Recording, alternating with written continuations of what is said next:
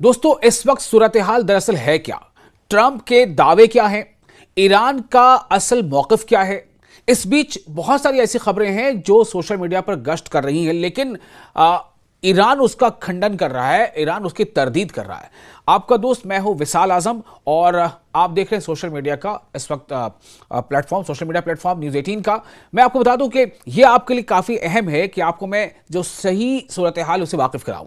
America Iran से uranium वापस लाएगा, ऐसा डोनाल्ड ट्रंप ने दावा किया है। यानी एक तरफ बातचीत चल रही है, बातचीत के साथ साथ अपने अपने दावे भी जारी हैं। एक तरफ तो दावे भी किए जा रहे हैं और दावे के साथ साथ धमकियां भी दी जा रही है एक दूसरे को। अगर ये नहीं हुआ तो ये कर देंगे, ये नहीं हुआ तो वो कर देंगे। बिल्कुल तफसील पूजा के बाद समझाते हैं। तो अमेरिका नहीं बल्कि डोनाल्ड ट्रंप ने क्या दावा किया है?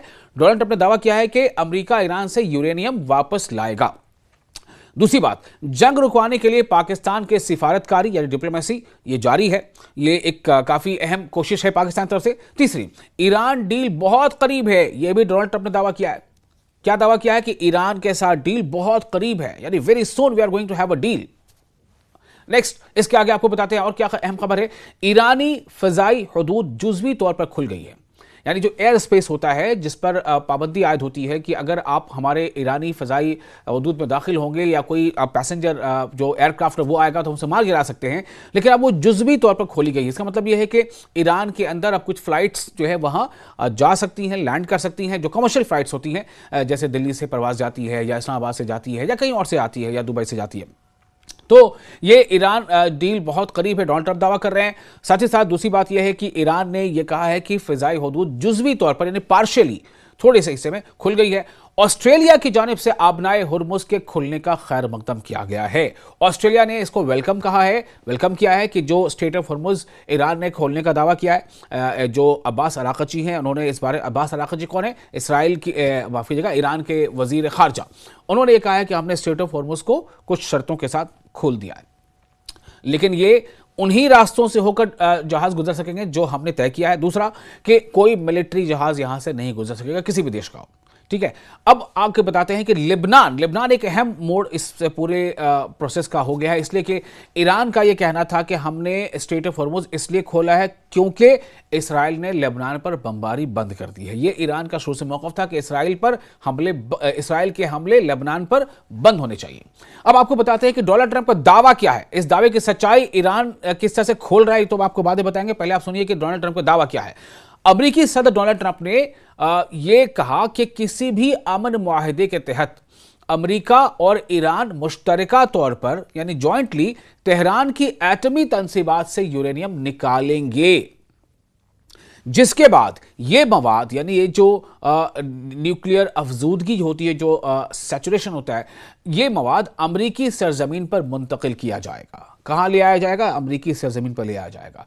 डोनाल्ड ट्रंप का यह बयान ईरानी वजारत खारजा यानी मिनिस्ट्री ऑफ एक्सटर्नल अफेयर्स के उस बयान के बावजूद सामने आया है जिसमें कहा गया था कि इस्लामी जमहूरिया का अफजूदा यूरेनियम का जखीरा कहीं भी मुंतकिल नहीं किया जाएगा। क्लियर हो गई बात? अब मैं ये नहीं कह रहा हूं कि कौन सच्चा कौन झूठा, लेकिन मैं ये बता रहा हूं सिर्फ कि डोनाल्ड ट्रंप का दावा यह है कि हमारी बातचीत कुछ इस तरह से हो गई है कि जो सैचुरेटेड यूरेनियम है, जो अफजूदा यूरेनियम है, उसे हम ईरान से निकाल लेंगे और उसे अमेरिका मुंतकिल कर लेंगे। ये बात तय हो गई है। ये कौन कह रहा है? डोनाल्ड ट्रंप का दावा है, लेकिन ईरान का दावा इससे अलग है। बहरहाल अब आगे बढ़ते हैं। ऑस्ट्रेलियाई वजीर आजम, जो ऑस्ट्रेलिया के वजीर आजम हैं, प्राइम मिनिस्टर हैं, एंथनी अल्बानीज, उन्होंने स्टेट ऑफ हॉर्मुज की बंदिश खत्म किए जाने के ईरानी फैसले का खैर मकदम किया है, वेलकम किया है। ताहम उन्होंने सूरत हाल को अब भी नाजुक करार दिया है। एंथनी अल्बानीज ने 18 अप्रैल को सहाफियों को यह बताया कि यह एक मुस्बत खबर है जो हमें मौसूल हुई है। हमें उम्मीद है कि ये बरकरार रहेगी, लेकिन हम जानते हैं कि इसके असरात देर पा होंगे। उनका क्या कहना है? वो कह रहे हैं कि ये जो कुछ हुआ है इसको वेलकम किया जाना चाहिए। ये काबिल सताइश भी है और काबिल कबूल भी है, और साथ ही साथ उन्होंने कहा है कि लेकिन इसका असर भी काफ़ी पड़ेगा। जो भी मुल्क के जहाज़ अटके हुए थे, इस रास्ते पर फंसे हुए थे, वो वहाँ से आना जाना कर सकेंगे, मुल्कों को इससे राहत पहुँचेगी। लेकिन वो चाहते हैं कि ये जो स्ट्रेट ऑफ हॉर्मुज़ खुला है ये देर पा हो, ये लंबे समय के लिए हो, छोटे अरसे के लिए ना हो। इसका मतलब ये है कि अमेरिका पे कहीं ना कहीं वो इशारा कर रहे हैं कि अमेरिका को भी अपने अंदर लचक लानी चाहिए और अमेरिका को इस बात पर गौर करना चाहिए कि ईरान की डिमांड्स क्या हैं, तो आपस में मफाहमत हो और ताकि ये जो अभी 2 हफ्ते का जो सीज़ फायर अभी इम्प्लीमेंटेड है, लागू है, इसकी मियाद आगे बहुत लंबे अरसे तक के लिए बढ़ जाए। ईरानी पार्लियामेंट, ताहम ईरानी पार्लियामेंट के स्पीकर मोहम्मद बाकर कालिबाफ ने हफ्ते के रोज, हफ्ता कहते हैं सनीचर को, ठीक है, सैटरडे, तो ईरान के स्पीकर जो है, वहां के पार्लियामेंट के स्पीकर मोहम्मद बाकर कालिबाफ ने हफ्ते के रोज यानी सैटरडे को कहा कि अगर अमेरिका ने ईरानी बंदरगाहों की नाकाबंदी जारी रखी, ध्यान से सुनिए क्या कहा बाकर कालिबाफ ने, कि अगर अमेरिका ने ईरानी बंदरगाहों की नाकाबंदी जारी रखी तो ईरान तज़वीराती अहमियत की हामिल आबनाए हुर्मुज़ को दोबारा बंद कर देगा। कालिबाफ ने एक्स पर लिखा कि नाकाबंदी के तसलसल यानी उसको कंटिन्यू रखने के साथ आबनाए हुर्मुज़ खुली नहीं रहेगी, यानी कि आबनाए हुर्मुज़ हमने खोल दिया है लेकिन अमेरिका को भी ब्लॉकेड हटाना चाहिए और हटाना पड़ेगा। अगर आप ब्लॉकेड नहीं हटाओगे तो हम आबनाए हुर्मुज़ को फिर से बंद कर देंगे। उन्होंने मजीद कहा कि इस आबी गुजरगाह से, जो वाटरवे है, यहां से ईरान की इजाजत पर मुनहसर होगा यहां से गुजरना। कोई भी यहां से गुजरता है, कोई भी यहां से अगर गुजर कर आगे यहां से आना चाहता है, जाना चाहता है, उसके लिए इसकी वो किस पर डिपेंड करेगा? ईरान पे डिपेंड करेगा। अब एक और अहम बात आपको बताते हैं, जैसा मैंने आपको पहले बताया कि लेबनान एक अहम जो है एक पॉइंट है इस पूरे जंग बंदी का। लेबनान में चूंकि इसराइल लगातार हमले कर रहा था, एक तरफ इधर जब पहली दौर की बातचीत के लिए अमेरिका का और ईरान का डेलीगेशन इस्लामाबाद पहुंचा था, वहीं दूसरी तरफ इसराइल क्या कर रहा था? इसराइल जो है धुआंधार और जोरदार तरीके से लेबनान पर बमबारी कर रहा था। उसने 2-3 दिनों में इतनी बमबारी की, इसराइल की बमबारी का आलम यह था कि 10 मिनट के अंदर 150 से ज्यादा स्ट्राइक हुए थे, यानी बमों के हमले हुए थे 150 से ज़्यादा, और इनमें अक्सर हमले जो है वो रिहायशी इलाकों में हुए थे और रिहायशियों को मजबूरन अपने घरों को छोड़कर निकलना पड़ा था। तब भी 3-4 दिन जो बमबारी हुई है उसमें मरने वालों की तादाद 2500 पहुंच गई। अब आप सोचें कि ये किस तरह का अमल है, किस तरह की यह कार्रवाई है। ये इसराइल कर रहा था, ये दुनिया देख रही है। इसलिए मैंने आपको अपने एक और वीडियो में ये बताया कि किस तरह से अब इसराइल का लंबे अरसे तक दोस्त मुल्क रहा जर्मनी, वो भी अब इसराइल से दूरी बना रहा है। इसका मैंने एक वीडियो और बनाया है, वो आप देख सकते हैं। तो बहरहाल मैं ये बता रहा था कि लेबनान कैसे अहम हो गया है। लेबनानी सदर जो है, जिनका नाम है जोसेफ आउन, ये लेबनान के प्रेसिडेंट का नाम है। उन्होंने कहा है कि इसराइल हिजबुल्लाह जंग बंदी के निफाज के बाद, जंगबंदी जब नाफिज हो चुकी है, यानी सीज़फायर नाफिज हो चुकी, उसके बाद उनका मुल्क मुस्तकिल मुआहिदों के लिए के एक नए मरहले की दहलीज पर है और अब वो किसी की जंगों का मैदान नहीं रहेगा। ये उन्होंने उम्मीद जाहिर की है, ये उम्मीद ही जाहिर कर सकते हैं और क्या कर सकते हैं। ये लेबनान के सदर हैं, तो इन्होंने उम्मीद जाहिर की है कि ये जो जंगबंदी का मुआहिदा हुआ है ये और ज़्यादा आगे अब बातचीत के लिए आगे बढ़ेगा। ऑन ने मजीद कहा है कि इसराइल के साथ बराह रास्त बातचीत कमज़ोरी की अलामत है, ना ही कोई समझौता, ठीक है, और ना तो ये कमजोरी की अलामत है और ना ही कोई समझौता है। मुज़ाकरात का मतलब किसी हक से दस्तबरदार होना और किसी उसूल पर सौदेबाजी करना, मुल्क की खुदमुख्तारी पर समझौता करना नहीं है।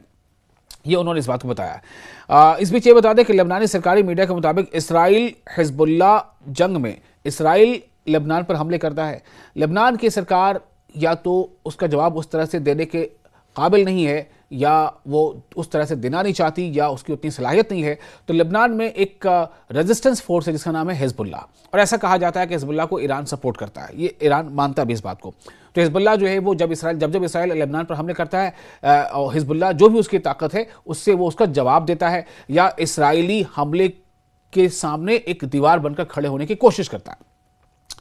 तो हिजबुल्लाह जंग में, यानी इसराइल हिजबुल्लाह जंग में 10 रोज़ा जंगबंदी के आगाज़ के बावजूद, 10 रोज़ा हालांकि जंगबंदी हो चुकी है, उसके बावजूद जनूबी लेबनान में एक मोटरसाइकिल पर इसराइली हमले के नतीजे में एक शख्स हलाक हो गया।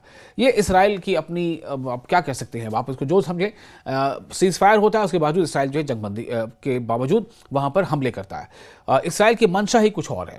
इसराइल अक्सर जो है वो, अब देखिए गज़ा में जो सीज़ फायर के बाद जो सीज़ फायर हुआ, जिसे गज़ा पीस अकॉर्ड नाम दिया गया था, उसके निफाज यानी सीज़ फायर लागू होने के बाद अब तक जो वहाँ से खबरें आई हैं कि तकरीबन 500 से ज्यादा बार खिलाफ वर्जी इसराइल कर चुका है और वहां पर गजा में उस जंगबंदी के बावजूद गजा में कईयों को की जानें ले ली हैं इसराइल ने अपने हमलों में।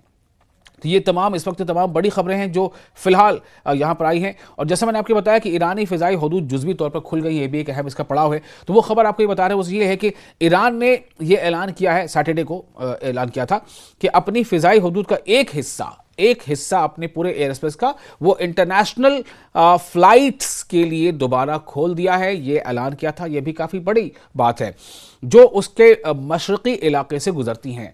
ईरान का मशरक़ी इलाका यानी ईस्टर्न पार्ट, पूर्वी हिस्से से गुजरने वाली जो उसकी एयर स्पेस है ईरान की, उसके बारे में ईरान ने ये ऐलान किया कि हमने वो एयर स्पेस खोल दिया है। अब उससे होकर के परवाजें यानी फ्लाइट्स गुजर सकती हैं किसी भी दूसरे देश की।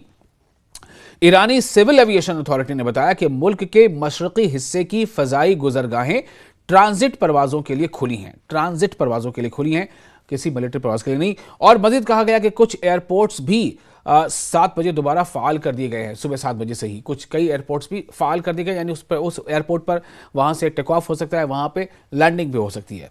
तो ये एक अच्छी अलामत है। ये तमाम चीज़ें चल रही हैं इन सब के बीच कि जब जो 2 हफ्ते का युद्ध विराम है वो अभी लागू है, उसके ख़त्म होने में 7-8 दिन बाकी रह गए हैं। और इधर इस्लामाबाद में जो बातचीत हुई थी उसके बाद दूसरे दौर की बातचीत के लिए लगातार कोशिशें चल रही हैं। पाकिस्तान के जो आर्मी चीफ हैं फील्ड मार्शल आसिम मुनीर, वो उनका ईरान दौरा हुआ।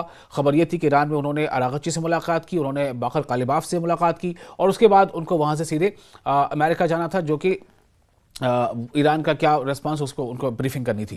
तो ये तमाम चीज़ें चल रही। वहीं आपको ये भी मैंने बताया था कि पाकिस्तान के जो वज़ीर आज़म है शहबाज शरीफ, उनका भी 3 मुल्कों का दौरा था, अरब मुल्कों का जिनमें जो है खुद सऊदी अरब शामिल था, जिसमें कतर शामिल था। तो इस तरह से ये दौरे भी हो रहे हैं और कोशिशें लगातार हो रही हैं। और इसीलिए डोनाल्ड ट्रंप बार बार कह रहे हैं कि हम लोग एक डील के बहुत करीब पहुँच चुके हैं, लेकिन जाहिर सी बात है कि इस बात का बार बार कोशिश भी इस बात को जताने की है कि हम हारे नहीं हैं।